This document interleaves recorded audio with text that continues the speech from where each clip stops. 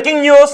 Social మీడియాపై విధించిన నిషేధంతో ప్రజల్లో పెద్ద ఎత్తున ఆందోళన వ్యక్తం కావడం, ఆందోళనలు హింసాత్మకత చోటు చేసుకోవడంతో అక్కడ పోలీసులకు ఆందోళనకారులకు మధ్య జరిగిన తోపులాట్లో కాల్పులు కూడా చోటు చేసుకున్నాయి. దీంతో నేపాల్లో 20 మంది చనిపోయారు. నేపాల్ ప్రభుత్వం కొన్ని సోషల్ మీడియా సంస్థలపై నిషేధాన్ని విధించింది. దీంతో ప్రజల్లో తీవ్రమైన ఆగ్రహం వ్యక్తమైంది. ఆగ్రహాన్ని వ్యక్తం చేసిన ఆందోళనకారులందరూ జెన్జీ పేరుతో ఒక ఉద్యమాన్ని లేవనెత్తారు. అక్కడికి వచ్చి కొన్ని కార్యాలయాలను చుట్టుముట్టే ప్రయత్నం కూడా చేశారు. పార్లమెంట్ భవనాన్ని కూడా చుట్టుముట్టే ప్రయత్నం చేశారు. దీంతో అక్కడున్న భద్రతా సిబ్బంది ఆందోళనకారులను అడ్డుకునే ప్రయత్నం చేశారు. ఆ ఆందోళన హింసాత్మక రూపాన్ని దాల్చింది. అక్కడ కాల్పులు కూడా చోటు చేసుకున్న ఈ కాల్పులో 20 మంది మరణించినట్టుగా తెలుస్తోంది. నేపాల్లో చోటు చేసుకున్న హింసాత్మక దృశ్యాలను ఇప్పుడు మీరు బిగ్ టీవీ స్క్రీన్ పైన చూస్తున్నారు. ఆందోళనకారులను అదుపు చేయడానికి భద్రతా సిబ్బంది ప్రయత్నం చేశారు. కానీ ఆందోళనకారులు మాత్రం సోషల్ మీడియాపై విధించిన నిషేధాన్ని తక్షణమే ఉపసంహరించుకోవాలి అంటూ డిమాండ్ చేశారు. ప్రభుత్వం అందుకు అంగీకారాన్ని తెలపకపోవడంతో ఆందోళనకారులు ఇంకా ముట్టడికి ప్రయత్నించారు. ఆందోళనకారులు వెనక్కి తగ్గకపోవడంతో పోలీసు భద్రతా సిబ్బంది కాల్పులు జరిపారు. లాఠీచార్జ్ చేశారు, గాల్లోకి కాల్పులు జరిపారు. ఆ తర్వాత ఆందోళనకారులపై కూడా కాల్పులు జరపడంతో 20 మంది చనిపోయారు. చూడండి ఒకసారి బిగ్ టీవీ స్క్రీన్ పైన మీరు చూస్తున్నారు. సోషల్ మీడియాపై విధించిన నిషేధాన్ని ఎత్తివేయాలి అంటూ ఆందోళనకారులు అక్కడ ప్రభుత్వ కార్యాలయాలను ముట్టడించే ప్రయత్నం చేస్తున్నారు. వారిని చెదరగొడుతున్న దృశ్యాలు కూడా మీరు చూస్తున్నారు. అయితే ఈ ఆందోళనలను అక్కడ ఉన్న మీడియా సిబ్బంది కూడా ఆందోళన చేస్తున్నారు. దీనికి అంతటికీ కారణం ఏంటి అంటే నేపాల్ ప్రభుత్వం ఒక కొత్త రూల్స్ని తీసుకొచ్చింది.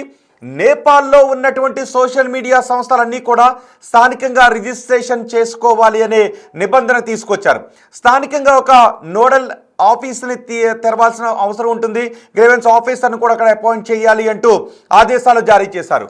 ఒకవేళ ఆగస్టు 28 లోపు స్థానికంగా రిజిస్ట్రేషన్ చేయించుకొని సోషల్ మీడియా సంస్థలపై నిషేధాన్ని విధిస్తామని నేపాల్ ప్రభుత్వం చెప్పింది.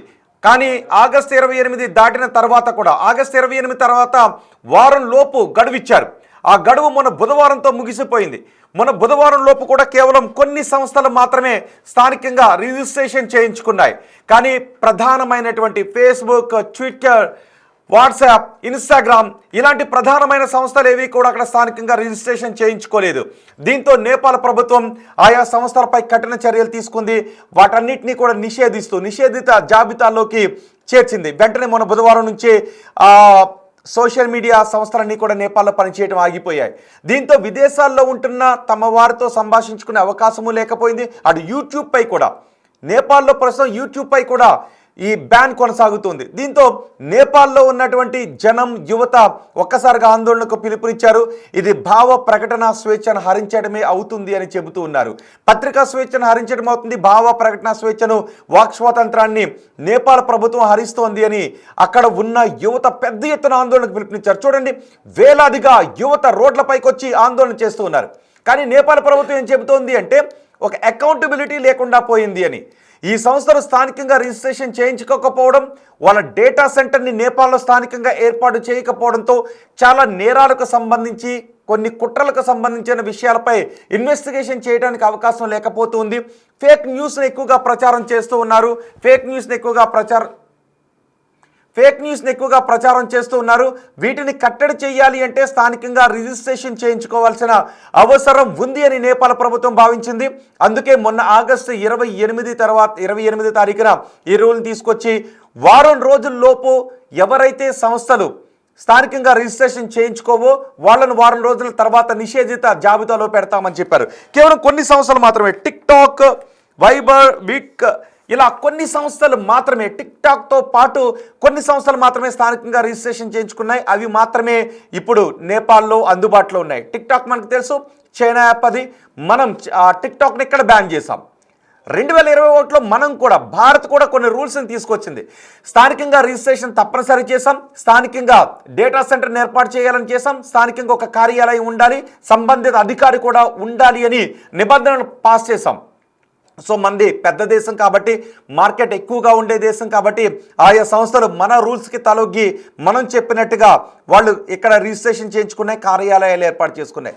నేపాల్ చిన్న దేశం కాబట్టి నేపాల్ ప్రభుత్వం పెట్టిన ఆంక్షలకు ఆ సోషల్ మీడియా సంస్థలు ఏవి కూడా పట్టించుకోలేదు. పర్వాలేదులే, అక్కడ వాళ్ళు మనపై నిషేధం విధిస్తే ప్రజల్లో నుంచే తిరుగుబాటు వస్తుంది అని ఆయా సంస్థలు అనుకున్నాయి. అందుకే కొన్ని సంస్థలు మాత్రమే స్థానికంగా రిజిస్ట్రేషన్ చేశాయి. మిగిలిన పెద్ద సంస్థలు ఏవి కూడా ఫేస్బుక్, ఇన్స్టాగ్రామ్, మెటా రిజిస్ట్రేషన్ చేయలేదు, యూట్యూబ్ రిజిస్ట్రేషన్ చేయలేదు. దీంతో కమ్యూనికేషన్ వ్యవస్థ ఒక్కసారిగా స్తంభించిపోయింది, సోషల్ కమ్యూనికేషన్ వ్యవస్థ ఒక్కసారిగా స్తంభించిపోయింది. టిక్ టాక్ లాంటి కొన్ని సంస్థలు మాత్రమే రిజిస్ట్రేషన్ చేసుకున్నాయి.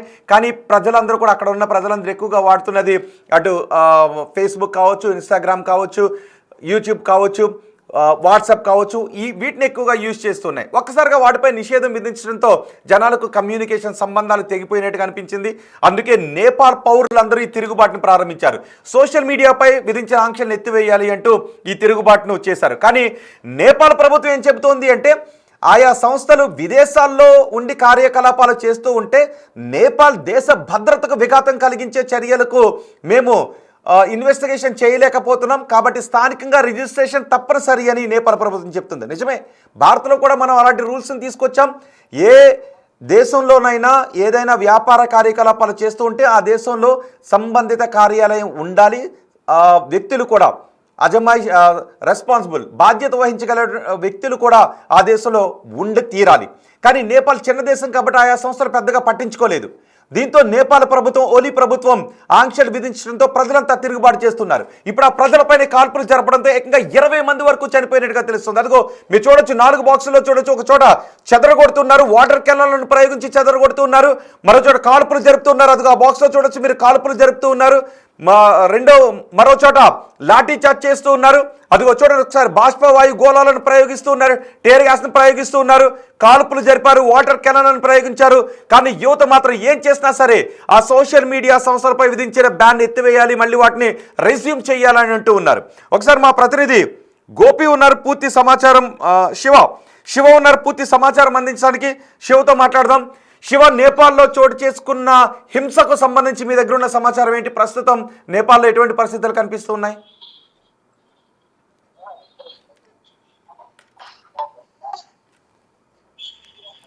రోహిత్, నేపాల్లో మరోసారి ప్రభుత్వంపై తిరుగుబాటు మొదలైంది. దేశమంతటా కూడా తీవ్ర ఉద్రిక్తత పరిస్థితులు నెలకొన్నాయి. ఆందోళనకారులపై పోలీసులు కాల్పులు జరిపారు. ఈ ఘర్షణలో ఇప్పటి వరకు అధికారికంగా అందుతున్న సమాచారం ప్రకారం 20 మంది మృతి చెందారంటూ కూడా తెలుస్తోంది. ఈ వందల సంఖ్యలో అక్కడ యువతకు, నిరసన కార్యక్రమంలో పాల్గొన్న యువతకు గాయాలయ్యాయి. దేశంలోని కీలక నగరాల్లో ఉద్రిక్త పరిస్థితులు నెలకొన్నాయి. పార్లమెంటు భవనంలోకి యువత అంతా కూడా చుచ్చుకెళ్లిన నేపథ్యంలో, అక్కడ యువత ఆందోళనకారులు వెళ్లిన నేపథ్యంలో పార్లమెంట్ భవనానికి నిరసనకారులు నిప్పు పెట్టారు, పోలీసులపై రాళ్లు విసిరారు నిరసనకారులు. ఇక నేపాల్ పార్లమెంటు భవనం తగలబడుతోంది. జెడ్ పేరుతో పెద్ద ఎత్తున నిరసనకారులు ఉద్యమం చేపట్టారు. సోషల్ మీడియాపై ఆంక్షలు పెట్టడంతో యువత రగిలిపోతున్న పరిస్థితి కనిపిస్తోంది. ఇక భావ ప్రకటన స్వేచ్ఛపై నిషేధం ఏంటి అంటూ కూడా అక్కడున్న నేపాల్ ప్రభుత్వంపై తీవ్ర ఆగ్రహం వ్యక్తం చేస్తున్నారు నిరసనకారులు. అంటే ఒక సంస్థ సంబంధించి అక్కడ ఏర్పాటు చేసుకోవాలంటే మీరు చెప్పినట్టుగా రిజిస్ట్రేషన్ అనేది ఉండాల్సి ఉంటుంది. కానీ చాలా వరకు రిజిస్ట్రేషన్ లేవు. దానికి సంబంధించి 26 ప్లాట్ఫామ్లపై, సోషల్ మీడియా ప్లాట్ఫామ్లపై నిషేధం విధించారు. మరొక ఆ దేశ ప్రభుత్వంపై అవినీతికి పాల్పడుతుంది అనేది ప్రధానంగా ఒక ఆరోపణ వినిపిస్తుంది. దానికి వ్యతిరేకంగా ప్రధానంగా రోడ్లపైకి వచ్చి నిరసన తెలియజేస్తున్నారు. నిరసన అడ్డుకునే ప్రయత్నంలో భాగంగా. కానీ శివ, నేపాల్ ప్రజలు ఎందుకు అర్థం చేసుకోలేకపోతున్నారు అక్కడ ప్రభుత్వ ఉద్దేశాన్ని? బయట ఎక్కడో డేటా సర్వర్ పెట్టి ఎక్కడ సోషల్ మీడియా రన్ చేస్తూ ఉంటే దానివల్ల దేశ భద్రతకు విఘాతం కలుగుతుంది, దేశ ప్రజలు అర్థం చేసుకోవాలి అంటూ నేపాల్ ప్రభుత్వం చెప్తుంది. జస్ట్ నేపాల్ ప్రభుత్వం అడిగింది కూడా ఆయా సంస్థలు రిజిస్ట్రేషన్ అని. కానీ చిన్న దేశం కాబట్టి రిజిస్ట్రేషన్ చేసుకోకపోతే ఏమవుతుందని ఆయా సంస్థలు పట్టించుకోలేదు. పట్టించుకోనప్పుడు ఆయా సంస్థల్ని ప్రజలు అడగాలి, మీరు మా దేశంలో రిజిస్టర్ చేయించుకోండి అని. కానీ అలా కాకుండా ప్రభుత్వంపై తిరుగుబాటు చేస్తున్నారు ప్రజలు. ఎలా చూడాలి దాన్ని? ప్రజలకు వారికి అవగాహన కల్పించేందుకు అనేక విధాలుగా వారితో సమావేశాలు ఏర్పాటు చేసినప్పటికీ విద్యార్థి సంఘాల నేతలతో కూడా ప్రభుత్వం మాట్లాడింది అనేది అధికారులు చెప్తున్నారు. కానీ వారు మేము చెప్పింది వినడం లేదు అనేది ప్రధానంగా వారు చెప్తున్నారు. మీరు చెప్పినట్లుగా డేటా సెంటర్స్ కానీ ఇతరత్ర వేరే ప్లాట్ఫామ్లకు రిజిస్ట్రేషన్ అనేది కంపల్సరీ లేకపోతే కనుక వారు ఎక్కడి నుంచి ఏం చేస్తున్నారు అనేది కూడా తెలిసే అవకాశం ఉండదు. కాబట్టి ప్రధానంగా ప్రభుత్వం వీటన్నిటిపైన కూడా తీవ్ర ఆంక్షలు విధించింది. దానిలో భాగంగానే అక్కడున్న విద్యార్థులు కానీ ఇతర నిరసనకారులందరూ కూడా ప్రభుత్వం చెప్పినది వినకుండా రోడ్లపైకి వచ్చి నిరసన తెలియజేస్తున్నారు. ఆ నిరసనను అడ్డుకునేందుకు ఆ ప్రభుత్వం కూడా ఇటు పోలీసులను మోహరించింది, భద్రతా బలగాలను మోహరించి వారిని అడ్డుకునే ప్రయత్నం చేసిన నేపథ్యంలో ఆందోళనకారులకు పోలీసుల మధ్య ఆ తోపులాట చోటు చేసుకోవడం, ఉద్రిక్తత చోటు చేసుకోవడం, ఇటు నిరసనకారులు పార్లమెంట్ భవనంలోకి వెళ్ళి అక్కడ గుర్తుపెట్టడం, ఇదంతా కూడా ఈ నేపథ్యంలో ఆ పోలీసులు కూడా ఇప్పుడు ఆందోళనకారులపై కాల్పులు చెప్పారు. ఈ నేపథ్యంలోనే దాదాపు 20 మంది చనిపోయారు, మరికొంతమంది పరిస్థితి విషమంగా ఉంది, వందల సంఖ్యలో గాయాల పాలయ్యారని కూడా ప్రధానంగా అధికారులు చెప్తున్నారు. శివ 20 మంది చనిపోవడం అంటే మామూలు విషయం కాదు.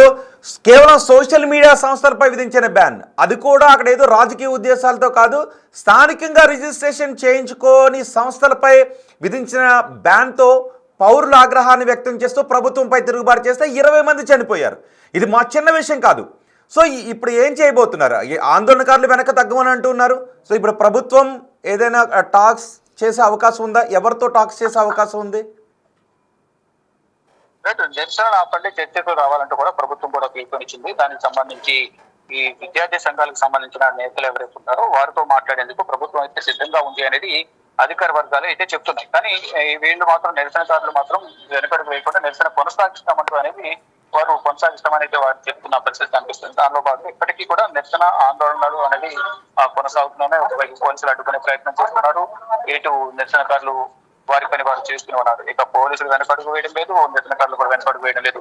ఇద్దరి మధ్య ఘర్షణ వాతావరణం నెలకొంది. ఈ నేపథ్యంలోనే పరిస్థితి అదుపు తప్పుతున్న నేపథ్యంలోనే, అంటే ఈ నిరసనకారుల ముసుగులో అసాంకేతిక శక్తులు కూడా దొరకడే అవకాశం ఉంది కాబట్టి మేము పటిష్టమైన చర్యలు తీసుకోవాల్సిన అవసరం ఉంది, అందుకనే కాల్పులు చేస్తున్నాం అనేది ఇటు పోలీసు ఉన్నత స్థాయి అధికారులు కూడా చెప్తున్నారు. దానిలో భాగంగానే ఈ కాల్పులు చోటు చేసుకున్నాయి. దానిలో ఇప్పటి వరకు ఈ ఆందోళన నేపథ్యంలో నేపాల్ ప్రభుత్వం బ్యాన్ గురించి పునరాలోచించే అవకాశం ఏమైనా ఉందా? ఆ సంస్థల ప్రతినిధులతో ఏమైనా మాట్లాడుతున్నారా? కొన్ని గడువును పొడిగిస్తాం అనే నిర్ణయాలు ఏమైనా తీసుకునే అవకాశం ఉందా?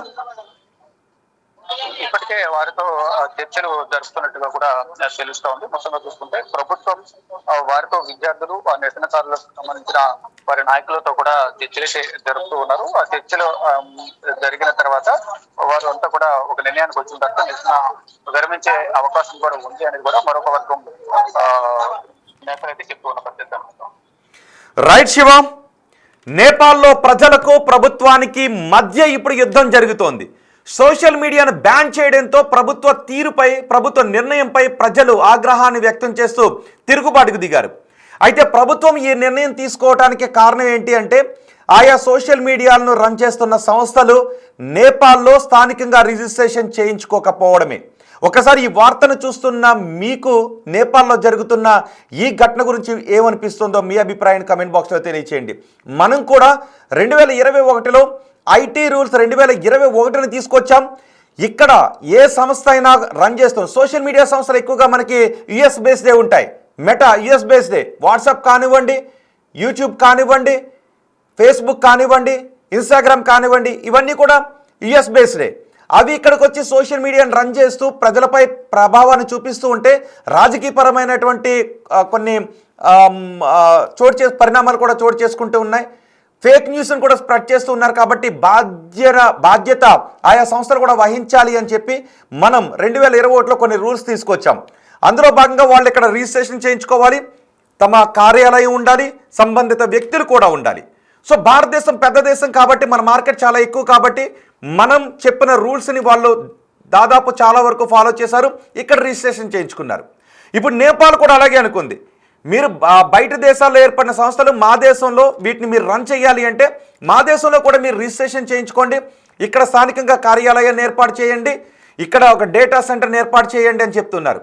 తద్వారా ఏం జరుగుతుంది? ప్రభుత్వ కనుసన్నల్లో ఉంటుంది. ఆ దేశంలో ఏం జరుగుతుంది, ఒక మెసేజ్ ఎక్కడ పుట్టింది, ఎక్కడి వరకు స్ప్రెడ్ అయింది, దాని కారకులు ఎవరు, ఇవన్నీ ప్రభుత్వానికి తెలిసే అవకాశం ఉంటుంది. సో అందుకే ప్రభుత్వం ఏం చేసింది అంటే స్థానికంగా రిజిస్ట్రేషన్ చేయించుకోండి అంది. నేపాల్ చిన్న దేశం కాబట్టి ఏముందలే పర్వాలేదు అని ఆయా సంస్థలు ఏవి కూడా నేపాల్లో రిజిస్ట్రేషన్ చేయించుకోలేదు. కేవలం ఆ చైనా యాప్, టిక్ టాక్, దీంతో పాటు మరికొన్ని 2-3 సంస్థలు మాత్రమే రిజిస్ట్రేషన్ చేయించుకున్నాయి. సుమారు 26 సంస్థలు ఒబే చేయలేదు, నేపాల్ ప్రభుత్వ రూల్స్ని ఒబే చేయలేదు. దాంతో ప్రభుత్వం ఏం చేసింది అంటే ఆ సంస్థలన్నింటిని కూడా బ్యాన్ చేసింది. ఇప్పుడు అవన్నీ ఆగిపోయాయి. దీంతో నేపాల్ యువత ఏం చేసింది అంటే వాటిని రెజ్యూమ్ చేయండి అని, అంటే దేశ భద్రత కంటే వాటిని రెజ్యూమ్ చేయండి అనే దానికే నేపాల్ యువత ఎక్కువగా తీసుకుంటూ ఉంది. సో ఆయా సంస్థలను అడగొచ్చు, నేపాల్ పౌరులు కూడా అడగొచ్చు, మీరు మా దేశంలో రిజిస్ట్రేషన్ చేయించుకోండి అని. కానీ అలా చేయకపోవడంతో వాటిపై బ్యాన్ చేశారు అని నేపాల్ ప్రభుత్వంపై యువత దాడికి దిగింది. పార్లమెంట్ భవనాన్ని ముట్టడికి ప్రయత్నించింది. దీంతో భద్రతా బలగాలు ఆ యువతను అడ్డుకునే క్రమంలో కాల్పులు చోటు చేసుకున్నాయి. ఈ కాల్పులో 20 మంది మరణించారు. మరి ఈ పరిణామాలు పరిస్థితులు ఎక్కడి వరకు వెళ్ళే అవకాశం ఉంది అన్న దానిపై అంతు చిక్కడం లేదు, ఉత్కంఠ కనిపిస్తూ ఉంది. ఇప్పటికే ఆ సంస్థలను బ్యాన్ చేశారు కాబట్టి రిజిస్ట్రేషన్ చేసుకోవడానికి మరికొంత సమయాన్ని ఇచ్చి వాటిని రెజ్యూమ్ చేస్తారా, లేదు ఇక్కడ ప్రజలు వ్యతిరేకిస్తున్నారు కాబట్టి రిజిస్ట్రేషన్ అవసరం లేదులే, ఇంతకు ముందు ఎలాగైతే ఉన్నారు రిజిస్ట్రేషన్ అవసరం లేకుండానే రన్ చేయండి అని అంటారా, లేదు ఈ జనాల్లో వ్యక్తమవుతున్నటువంటి ఈ ఆందోళన వెనుక అసాంఘిక శక్తులు ఉన్నాయని ఈ ఆందోళనను అణచివేసే ప్రయత్నం చేస్తారు. ఇప్పుడు ప్రభుత్వం ఏ నిర్ణయం తీసుకోబోతోంది అనేది ఉత్కంఠ కలిగిస్తుంది. మీరేమనుకుంటూ ఉన్నారు? నేపాల్ ప్రభుత్వం చేస్తుంది కరెక్ట్ అనుకుంటున్నారా, నేపాల్ ప్రజలు చేస్తున్నది కరెక్ట్ అనుకుంటూ ఉన్నారా, కాల్పులను మీరు సమర్థిస్తున్నారు? మీరేమనుకుంటున్నారో మీ అభిప్రాయాన్ని కమెంట్ బాక్స్లో తెలియచేయండి. ఇంకా అక్కడ హింసాత్మక ఘటనలు కొనసాగుతున్నాయి. 20 మంది ఈ ఘటనలో చనిపోవడం, ఈ ఆందోళనలో చనిపోవడం అనేది అత్యంత దారుణమైన విషయం. మీ అభిప్రాయాన్ని కమెంట్ బాక్స్లో తెలియచేయండి.